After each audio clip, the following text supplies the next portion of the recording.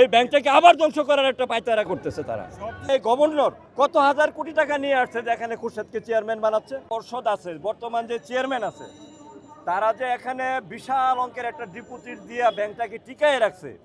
আজকে যদি এই চেয়ারম্যান বা পর্ষদকে ভেঙে দেওয়া হয়, তারা যদি তাদের ডিপোজিট নিয়ে যায়, তাহলে ব্যাংকের অবস্থা 5টা ব্যাংকের চেয়ে আরো বেশি খারাপ সিচুয়েশনে চলে যাবে।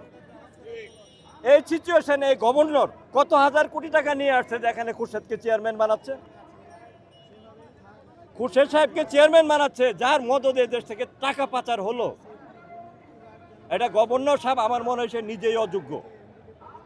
যদি এই ডিসিশন গভর্নর দিতে পারে, হয় সে দূষরদের অনুসারী, আর নয়তো সে এই জাতীয় শত্রু এবং এই ব্যাংকে ধ্বংস করার পায়তারাকারী একজন। নয়তো এই গভর্নর কিভাবে এই পারমিশন দেয়? দেখলো যে তারা বর্তমান পরিষদ যদি এই ডিপোজিট না নিয়ে আসতো, তাহলে আজকে গ্রাহকরা আমরা কিন্তু রাস্তায় রাস্তায় ঘুরতাম। আমাদের গ্রাহকদের স্বার্থে, আপনাদের ব্যাংকের স্বার্থে এই চেয়ারম্যানকে, এই পর্ষদকে টিকিয়ে রাখা উচিত আমি মনে করি। আপনাদের যদি বিএনপির দলীয় কোন্দল থাকে যে আমাদের সাথে, সেটা আপনারা রাস্তায় করেন, সেটা আপনারা সংসদে করেন। এই আর্থিক প্রতিষ্ঠানে না আমাদের উপর আঘাত করতেছেন কেন?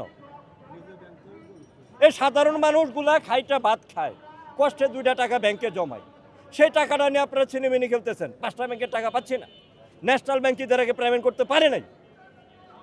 এই ব্যাংকটা যাও তারা কোনো রকম টিকায় রাখছে, এটাকেও যদি আপনারা ধ্বংস করে দেন, তাহলে আমরা কি দিয়ে চলবো? ল্যান্ডপোর্টের 80% এলসি হয়তো ইসলাম ব্যাংক থেকে।